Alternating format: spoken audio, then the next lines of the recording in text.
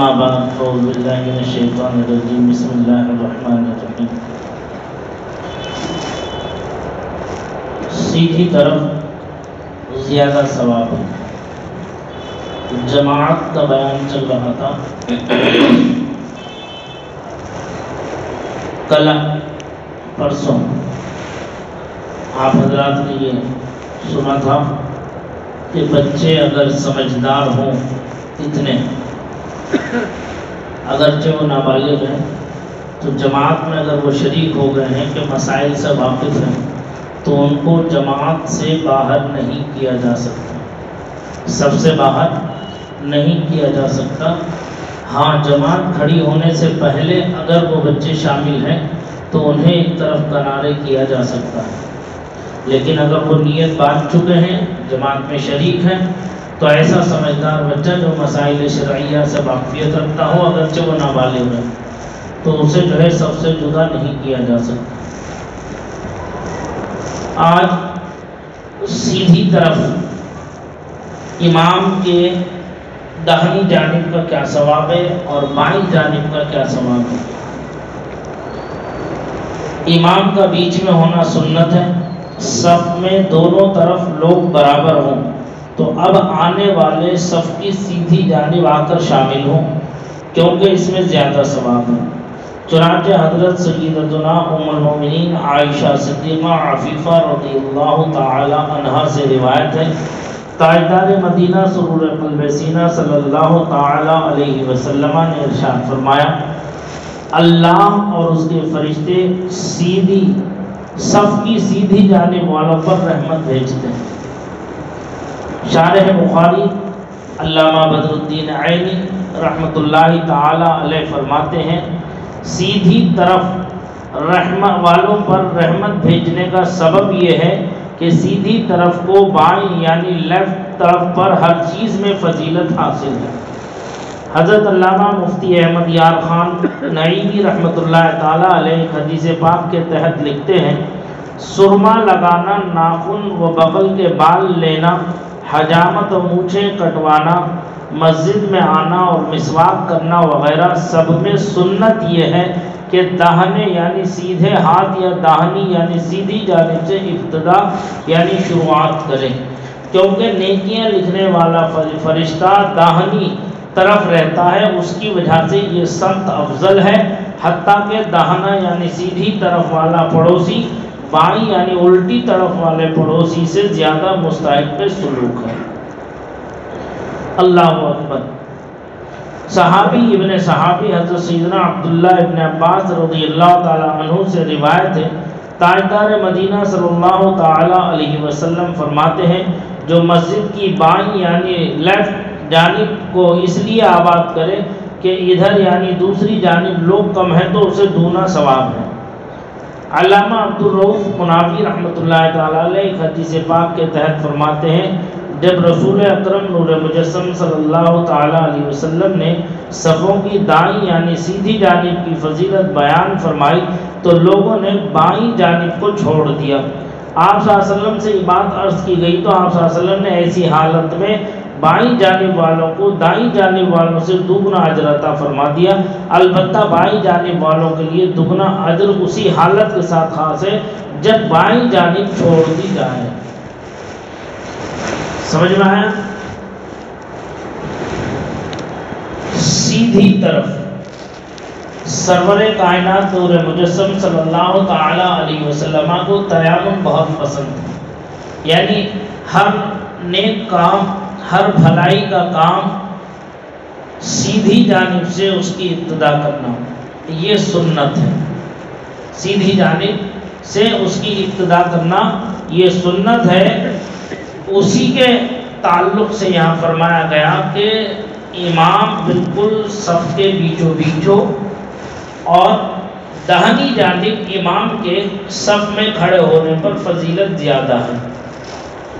اب جب اللہ کے رسول سید عالم صلی اللہ تعالی علیہ وسلم نے یہ ارشاد فرما دیا، جو امام کی داہنی جانب کھڑا ہوگا اسے اس کی فضیلت زیادہ ہے، تو لوگ جو ہے بائیں جانب کو چھوڑ کے زیادہ تر داہنی جانب کی طرف کو دوڑنے لگے۔ جب اللہ کے رسول صلی اللہ تعالیٰ علیہ وسلم کو اس بات کی اطلاع دی، بتایا اللہ کے رسول لوگ جو ہے داہنی جانب کی فضیلت سننے کی وجہ سے داہنی جانب کو ترجیح دے رہے ہیں اور بائیں جانب نمازی جو ہے وہ کم ہو جاتے ہیں، لہذا ایسی صورتحال میں کیا کیا جائے؟ تو اللہ کے رسول صلی اللہ تعالیٰ علیہ وسلم نے ارشاد فرمایا آپ رحمت للعالمین ہیں، عالم کے لیے رحمت ہے، تو لہذا سرکار نے ہر ایک کا حصہ اس کی حیثیت کے مطابق رکھا۔ اللہ کے رسول صلی اللہ تعالیٰ علیہ وسلم نے پھر ایک ارشاد فرمایا، کیا فرمایا؟ فرماتے ہیں جو مسجد کی بائیں جانب کو اس لیے آباد کرے کہ ادھر لوگ کم ہیں تو اسے دونا ثواب ملے گا۔ اللہ اکبر، اس نیت سے کہ بھائی سیدھی طرف لوگ زیادہ ہو گئے اور بائیں طرف لوگ کم ہو گئے ہیں، لہذا وہ داہنی جانب نہ جا کر کے بائیں جانب جب صف میں آ کر شامل ہو جاتا ہے تو اسے ڈبل اجر مل جاتا ہے، ڈبل ثواب ملتا ہے۔ اللہ اکبر، ہمیشہ سرکار نے فرمایا کہ سیدھی طرف سے ہر کار خیر کو شروع کرو، ہر اچھے کام کو، ہر بھلائی کے کام کو، ہر نیک کام کو سیدھی جانب سے شروع کرو۔ ایک موقع تھا کہ صحابہ اکرام کا جھرمٹ ہے، اللہ کے رسول سید عالم نور مجسم صلی اللہ تعالی علیہ وسلم صحابہ اکرام کے درمیان جلوہ بار ہے، کوئی چیز سرکار کی بارگاہ میں پیش کی گئی، سرکار نے اسے نوش فرمایا، نوش فرمانے کے بعد میں جو بچا تھا اسے اب نظر ڈالی تو بائیں جانب جلیل القدر صحابہ اکرام جلوہ بار ہیں، بڑے بڑے صحابہ جو اس وقت تھے وہ جلیل القدر صحابہ جلوہ بار ہیں، اور داہنی جانب ایک چھوٹا سا بچہ، داہنی جانب ایک چھوٹا سا بچہ، وہ بچہ بھی کون؟ جس کے حق میں اللہ کے رسول سید عالم صلی اللہ تعالیٰ علیہ وسلم نے دعائے برکت فرمائی تھی، اور یہ فرمایا تھا کہ یہ حبر الامہ ہوگا اور یہ رأس المفسرین ہوگا۔ کون ہے وہ؟ حضرت سیدنا عبداللہ ابن عباس رضی اللہ تعالیٰ عنہ، یعنی آپ کے چچا کے بیٹے، یعنی آپ کے چچا زاد بھائی حضرت عبداللہ، چھوٹے سی ہیں۔ تو سرکار نے ارشاد فرمایا میں یہ آپ لوگوں کو دے سکتا تھا، بائیں جانب والوں کو، فرمایا چونکہ داہنی جانب سے ابتدا کرنا چاہیے لہذا میری داہنی جانب یہ چھوٹا سا بچہ ہے، اگر یہ اجازت دے دے تو میں یہ آپ کو دے دوں۔ کیا پیاری تعلیم اللہ کے رسول سید عالم صلی اللہ تعالیٰ علیہ وسلم، اور سرکار نے ان سے کہا اگر تم اجازت دو تو میں ادھر دے دوں، تو کہنے لگے اللہ کے رسول یہ تو میرا نصیبہ ہے، یہ تو میرا حق ہے۔ تو سرکار نے فرمایا لو تمہارا ہے تو تمہیں کو مبارک ہو۔ تو سرکار نے حضرت عباس حضرت عبداللہ رضی اللہ تعالیٰ عنہ کو وہ چیز عطا فرما دی۔ وہ سیدنا حضرت عبداللہ ابن عباس رضی اللہ تعالیٰ عنہ اپنے زمانے کے بہت بڑے عالم، فقیہ، مفسر تھے، جلیل القدر صحابی رسول گزرے اپنے زمانے میں۔ آج جو ہے ان کی تفسیر پوری دنیا میں مشہور ہے، تفسیر ابن عباس رضی اللہ تعالیٰ عنہ کے نام سے۔ ہمیشہ سرکار نے جو ہے سیدھی جانب ہی معاملہ فرمایا۔ ایک واقعہ یہاں اور یاد آ گیا، ہمارے یہاں رامپور میں سیدنا غوث اعظم محبوب سبحانی قطب ربانی شیخ عبد القادر جیلانی رضی اللہ تعالی عنہ کے شہدادوں میں، ان کی اولاد امجاد میں بہت جلیل القدر ایک ولی کامل قطب ارشاد میرا محی الدین عارف باللہ سلطان الاولیاء سیدنا حضرت حافظ سید شاہ جمال اللہ حسنی حسینی قادری رزاقی رحمت اللہ تعالی علیہ کی ذات ہے، بہت جلیل القدر بزرگ ولی کامل، حضور غوث پاک کی اولاد پاک سے۔ ان کے ایک مرید تھے، صاحب حال تھے، روحانیت ان کے اندر کوٹ کوٹ کے بھری ہوئی تھی۔ ان کا معاملہ بڑا عجیب تھا،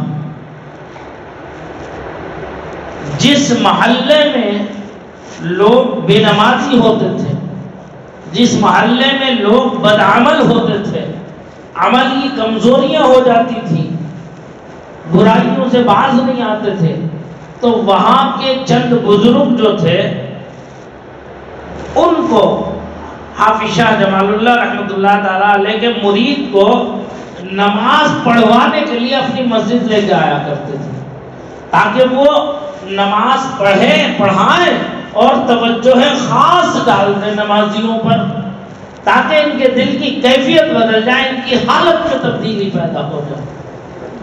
تو اس لیے ان کو جو ہے اکثر مساجد میں جو ہے لے کے آیا جاتا تھا۔ ایک دن قصائی خانے کی مسجد میں، محلہ قریشیان رامپور میں بہت مشہور ہے، بازار نصر اللہ خان کے اندر، وہاں ایک مسجد ہے، مسجد قریشیان کے نام سے۔ اس مسجد میں فجر کی نماز میں جو ہے حضرت کو نماز پڑھانے کے لیے دعوت دی گئی اور حضرت کو لیا ہے۔ اسی میں ایک صاحب حال، ایک بزرگ اور جنہیں اپنے علم پہ بہت گھمنڈ تھا، بڑا ناز تھا، وہ کسی کو خاطر میں نہیں لاتے تھے، اپنے مقابلے میں کسی کو نہیں سمجھتے تھے، ہوگا مجھ سے زیادہ تھوڑی ہوگا، کسی کو خاطر میں نہیں لاتے تھے، انہیں اپنے علم پہ بہت ناز تھا۔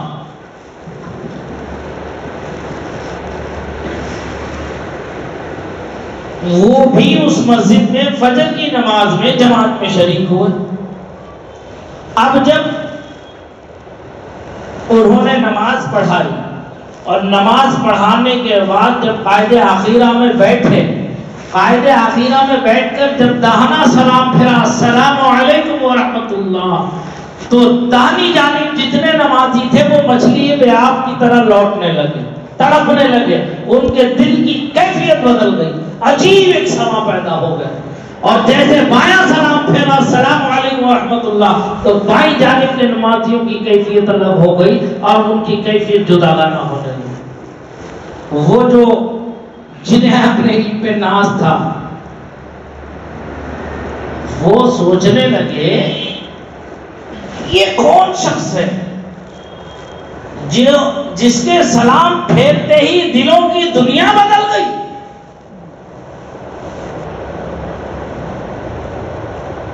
گناہگار قلوب نیکی کی طرف متوجہ ہو گئے، ایک سلام نے حالت بدل دی اور کیفیت بدل دی۔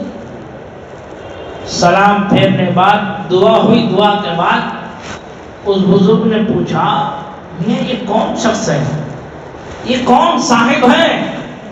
تو انہیں بتانے والے محلے کے کچھ لوگوں نے کہا کہ یہ حضرت حافظ سید شاہ جمال اللہ صاحب رحمۃ اللہ تعالی علیہ۔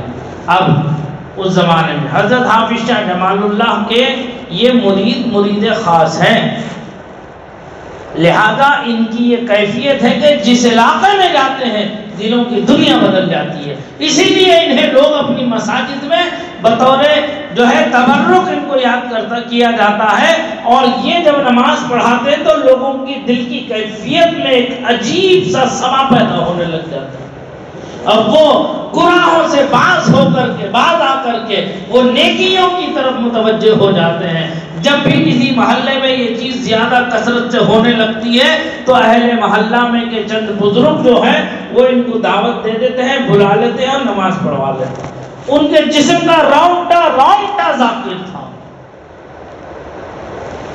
تو انہوں نے کہا اچھا جب مرید کا یہ عالم ہے تو پیر کا کیا عالم ہوگا؟ جب مرید کا یہ عالم ہے تو پیر کا عالم کیا ہوگا؟ چلو اس کے پیر کو بھی دیکھیں، کیا وہ میرے مقابلے کا ہے کہ نہیں؟ انہیں گھمنڈ تھا، اپنے ناز تھا۔ جیسے وہاں پہنچے حضرت حافظ صاحب رحمۃ اللہ تعالی علیہ کی قیامگاہ کے پاس، تو حافظ صاحب ایک ٹیلے پر وہاں بیٹھے ہوئے تھے، ان کے سامنے کچھ بچے جو ہے وہ کھیل رہے تھے۔ حضرت حافظ شاہ جمال اللہ رحمۃ اللہ تعالیٰ علیہ نے جیسے گیٹ کی طرف نظر ڈالی تو دیکھا ہاں جناب تشریف لا رہے بڑے تمطراق سے کہ میں دیکھوں کون پی رہی ہے. تو حضرت حافظ شاہ جمال اللہ رحمۃ اللہ تعالیٰ علیہ نے جو وہاں بچے کھیل رہے تھے ان بچوں میں سے ایک بچے کو آواز دے کر بلایا اور کہا ارے میاں دیکھو تو ذرا جناب کو اپنے علم پر بڑا گھمنڈ ہے, بڑا ناز ہے, ذرا نظر تو ڈالو, ذرا توجہ تو کرو ان کے اوپر.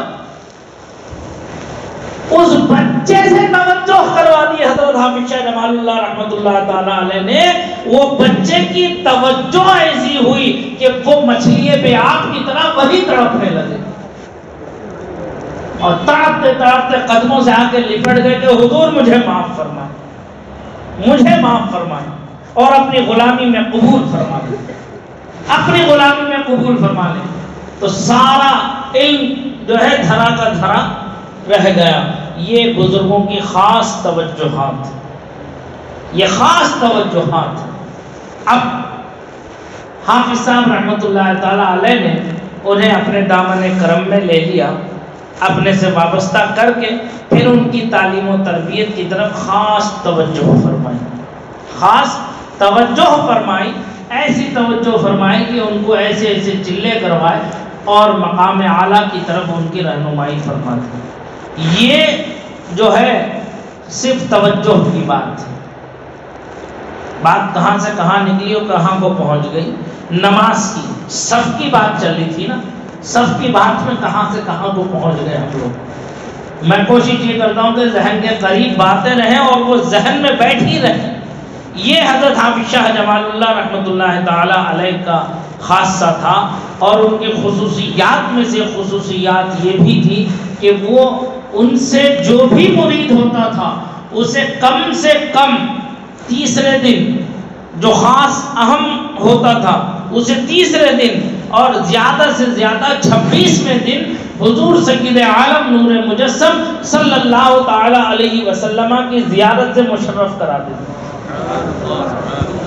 یہ ان کی خصوصیت تھی.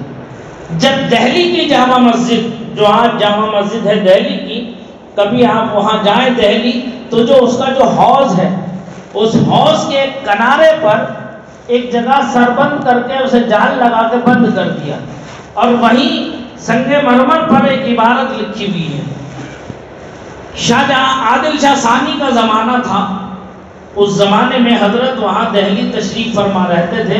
حضرت سیدنا خواجہ باقی باللہ رحمۃ اللہ تعالی علیہ جو سلسلہ عالیہ نقشبندیہ کے شیخ ہیں, مجددیہ کے شیخ ہیں, شیخ اکبر ہیں, امام ربانی مجدد الفزانی سیدنا مولانا شیخ احمد سرہندی فاروقی رحمۃ اللہ تعالی علیہ کے پیر و مرشد ہیں. ان کے آستانے پر ان کے پیر و مرشد جاروب کشی کیا کرتے تھے حضرت حافظ شاہ جمال اللہ کے. چونکہ یہ سلسلے کے اعتبار سے سلسلہ نقشبندیہ مجددیہ معصومیہ کی کڑی میں آتے ہیں. جو سیدنا امام ربانی مجدد الفسانی رحمۃ اللہ تعالی علیہ کے شہزادے ہیں, جانشین ہیں خواجہ محمد معصوم, ان کے سلسلے سے وابستہ, اسی لیے سلسلہ معصومی کہتے ہیں. اور الحمدللہ آپ کا یہ خادم بھی اسی سلسلہ معصومیہ میں جو ہے نقشبندی سلسلے کا مجاز ہے الحمدللہ. تو یہی بزرگ ہمارے سلسلے میں آتے ہیں, حضرت حافظ شاہ جمال اللہ رحمۃ اللہ تعالی علیہ. ایک عالم, ایک شعرا ہو گیا, عادل شاہ ثانی نے کہا کہ میں یہ جاننا چاہتا ہوں کہ میرے دادا نے جو یہ مسجد تعمیر کرائی ہے کیا وہ اللہ کی بارگاہ میں مقبول ہے کہ نہیں. اگر مقبول ہے تو میں اسے باقی رکھوں اور اگر مقبول نہیں ہے تو میں اسے باقی نہ رکھوں, اور جو نہیں بتا گا اس کی گردن اڑا دی جائے گی. بڑے بڑے اپنے زمانے کے, اس زمانے میں بڑے بڑے ولی کامل رہتے تھے, ان سب کو اکٹھا کیا گیا, علماء صلحاء مشائخ سادات کو اکٹھا کیا گیا اور ان سے جواب پوچھا گیا تو سب نے ایک رائے ہو کر مشورہ دیا کہ اس چیز کو بتانے کی طاقت ہم میں نہیں ہے. ہاں ایک شخص ایسا ہے جو آپ کو اس پر رہنمائی کر سکتا ہے, اس کا نام جمال اللہ ہے, اس کا نام جمال اللہ ہے. تو انہوں نے کہا وہ کہاں ہے؟ تو انہوں نے کہا وہ آپ ہی کی فوج میں ایک پیادہ سپاہی کی حیثیت سے خدمت انجام دیتا ہے. تو کہا وہ کہاں ہے اس وقت، ان کو بلایا جائے۔ تو کہا وہ ان کے پیر و مرشد مدینہ طیبہ حاضری کے لیے گئے ہوئے ہیں، لہذا لاہور کی بندرگاہ پر، کراچی کی بندرگاہ پر وہ پہنچے ہیں، پیر و مرشد کو رخصت کرنے کے لیے وہ آتے ہوں گے، جب آ جائیں گے تب آپ کی ملاقات ہوگی۔ حافظ صاحب اپنے پیر و مرشد کو رخصت کر کے مدینہ طیبہ یہ واپس تشریف لائے دہلی۔ جب آئے تو ان کے سامنے یہ مسئلہ رکھا گیا، عادل شاہ ثانی سامنے کھڑا تھا، اس سے کہا ارے بتا دوں کہ دکھا دوں؟ کیا کہا؟ ارے بتا دوں یا دکھا دوں؟ تو عادل شاہ ثانی نے کہا حضور اگر دکھا دیں تو اس سے بڑی کیا چیز ہے؟ فرمایا قریب آ میرے، وضو کر، قریب آ، آنکھیں بند کر۔ بس اس کی آنکھیں بند کی اور اس کے اوپر ایک توجہ خاص فرمائی، توجہ خاص فرمائی تو وہ کیا دیکھتا ہے کہ وہی جامع مسجد کا حوض ہے، وہ کنارہ ہے، اس کنارے پر حضور سید عالم نور مجسم حضرت احمد مصطفیٰ محمد مصطفیٰ صلی اللہ تعالی علیہ وسلم جلوہ بار ہیں، اور حافظ شاہ جمال اللہ رحمۃ اللہ تعالی علیہ سرکار کو وضو کرا رہے ہیں۔ سرکار وہاں وضو فرما رہے ہیں اور آپ پانی ڈال رہے ہیں سرکار کے لیے وضو کے لیے۔ تو بس کہا بس، اور کوئی دلیل چاہیے مقبولیت کی؟ کہا نہیں حضور بس اتنا۔ اس لیے وہ جگہ ہی جو ہے اتنی جگہ کو محفوظ کر دیا گیا، اس کے بعد سے وہاں بیٹھ کر کوئی وضو نہیں کرتا، وہ جگہ بند کر دی گئی ہوتی۔ آج پہلے کھلی رہتی تھی بطور تبرک، وہاں لوگ جو ہے خصوصی توجہ کرتے تھے، اب جو ہے وہ جگہ کو بند کر دیا گیا کیونکہ بھیڑ زیادہ ہونے لگی۔ کبھی آپ کا گزر جامع مسجد دہلی کی طرف ہو جانا، کبھی زندگی نے وفا کی اور آپ گئے وہاں خواجہ قطب الدین بختیار کاکی رحمۃ اللہ تعالیٰ علیہ کے دربار پر دلی گھومنے کے لیے نہیں، بلکہ بزرگوں کے یہاں حاضری کی نیت سے جب جائیں تو دلی جامع مسجد بھی جائیے، وہاں جا کر کے اسے دیکھیے، وہ جگہ آج بھی محفوظ ہے۔ ٹھیک، یہ ہے حضرت حافظ شاہ جمال اللہ رحمۃ اللہ تعالیٰ علیہ۔ انہی کا جو ہے کئی واقعات ایسے ہیں کہ اللہ تبارک و تعالیٰ نے آپ کو بڑے منصب و مقام سے نوازا تھا۔ آپ قطب ارشاد کے منصب پر رامپور کی سرزمین پر جلوہ بار ہے۔ الحمدللہ اس آستانے سے بے پناہ فیض میں نے حاصل کیا ہے، روحانیت کے بے تاج بادشاہ، آج بھی ان کا فیضان میں پاتا ہوں الحمدللہ۔ وہ نسبی اعتبار سے حسنی حسینی سید ہونے کی حیثیت سے وہ قادری رزاقی بھی ہیں، یعنی حضور غوث پاک کی اولاد پاک سے۔ تو میں نے وہاں یہی دعا کی تھی کہ حضور جب میں اپنے وطن بنگلور چلا جاؤں گا تو آپ کا یہ فیض میں کہاں پاؤں گا؟ اس سرزمین پر میں چاہتا ہوں کہ وہاں پر بھی مجھے یہ فیضان، آپ کا قادری رزاقی فیضان جو ہے وہ مجھے ملے، میسر آئے۔ بس یہ دعا کر کے میں اپنے حضرت استاد گرامی کی خدمت میں پہنچا تھا، انہوں نے مجھے فوراً لائبریری بھیج دیا کہ ذرا کچھ کام ہے لائبریری سے اس کام کو کر کے لانا۔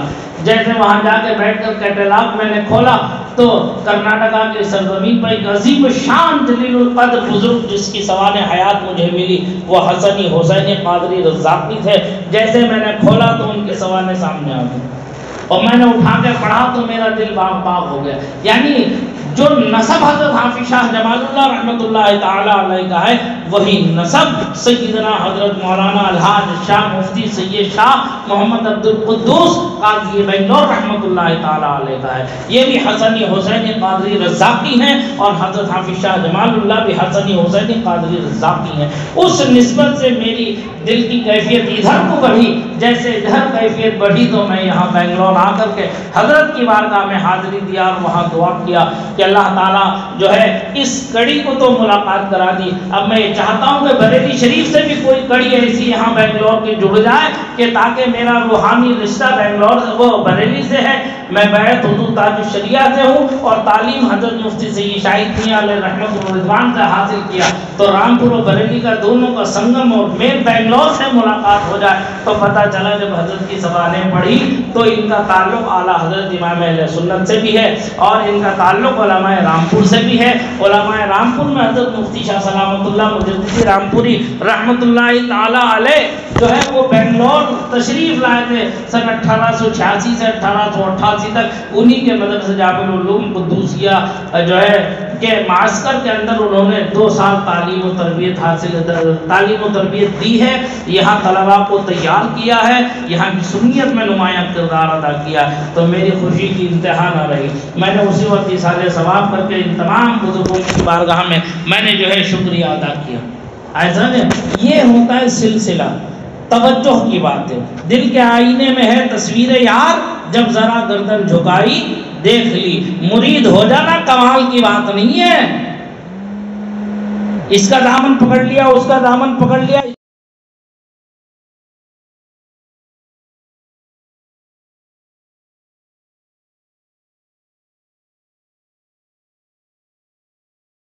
ساتھ قائم دائم رہو۔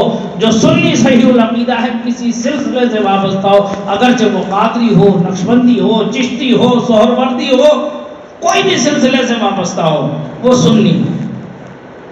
سنیت پر قائم رہے، عقیدہ مضبوط رہے، عمل مضبوط رہے، تو بس وہ کامیابی کی ضمانت ہے۔ سمجھ میں آنی بات؟ یہ توجہ کی ضرورت ہے، اور کم از کم تصور شاید سلسلے کی تعلیمات کے اندر سب سے اہم تعلیم یہ ہے کہ 24 گھنٹے کے اندر کم از کم 1 مرتبہ اپنے مرشد پاک کا تصور ضرور کریں۔ اور تصور کا کیا طریقہ ہے؟ اس کے تصور کا طریقہ یہ ہے کہ مکان میں تنہائی میں ایسی جگہ بیٹھا رہے کہ اور ایسے رخ سے بیٹھے کہ وہ اس کے مرشد کا مکان ہو یا اس کے مرشد کے مزار کی طرف ہو، چاہے وہ دائیں آئے، بائیں آئے، آگے آئے، پیچھے آئے، جدھر مرشد کا مکان ہے یا مزار ہے اس طرف کو منہ کر کے بیٹھے، اور تصور دل کو جمع کر کے خاموشی کے ساتھ بیٹھے، اور شیخ کی صورت کو اپنے ذہن میں اتارتا رہے، شیخ کی صورت کو اپنے ذہن میں اتارتا رہے۔ کب؟ جب زندگی میں سب سے اچھی حالت میں دیکھا ہو اپنے پیر کو، اپنے شیخ کو جو سب سے اچھی حالت میں دیکھا ہو، اس حالت کا تصور کرے، اس تصور کو اتنا جمائے کہ وہ دل پر نقش ہو جائے۔ جب وہ دل پر نقش ہو جائے گا تو جو ہے وہ شیخ کی صورت جو ہے تمہارے شامل حال ہو جائے گی، اور جو تمہاری الجھنیں پریشانیاں ہوں گی وہ اس کا مداوع کرتے ہوئے نظر آئیں گے۔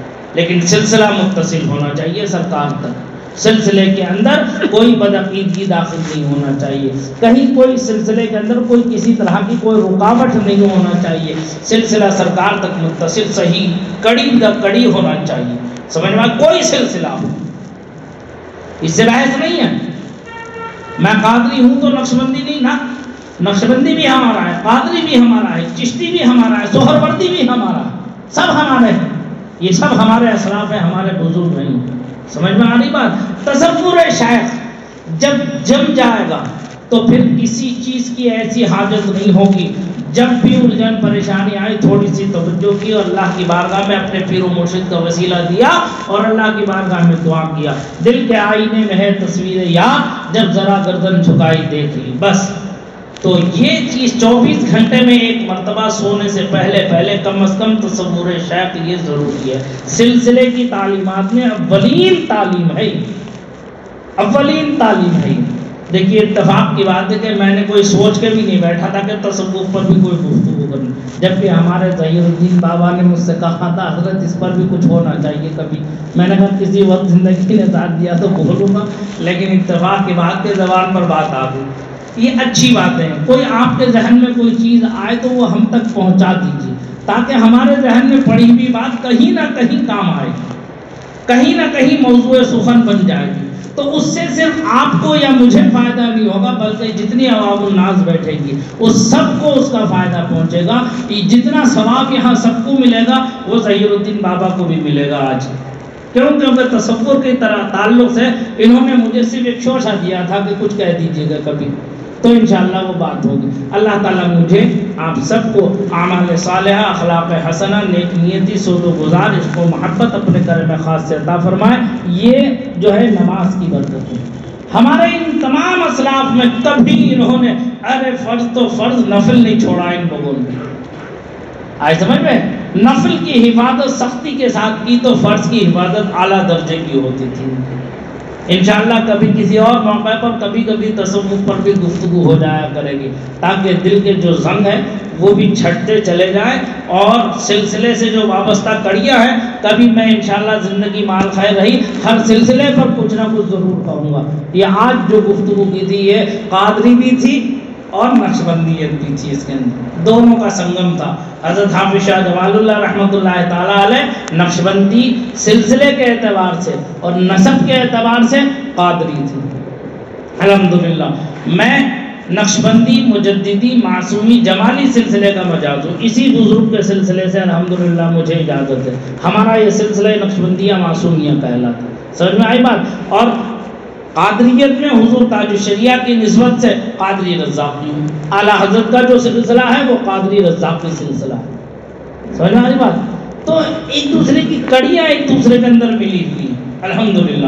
اللہ تعالی ہمیں آپ سب کو اس پر عمل کی توفیق رفیق عطا فرمائے، آمین وآخر دعوانا الحمدللہ رب العالمین۔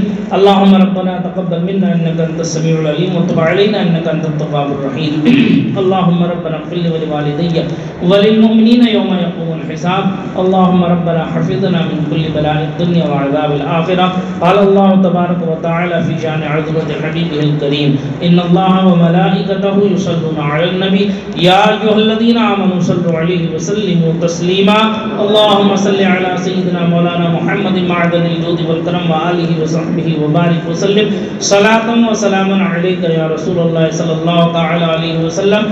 سبحان ربک رب العزۃ عما یصفون وسلام علی المرسلین والحمد للہ رب العالمین۔ الی یوم الدین برحمتک یا ارحم الراحمین بحق لا الہ الا اللہ۔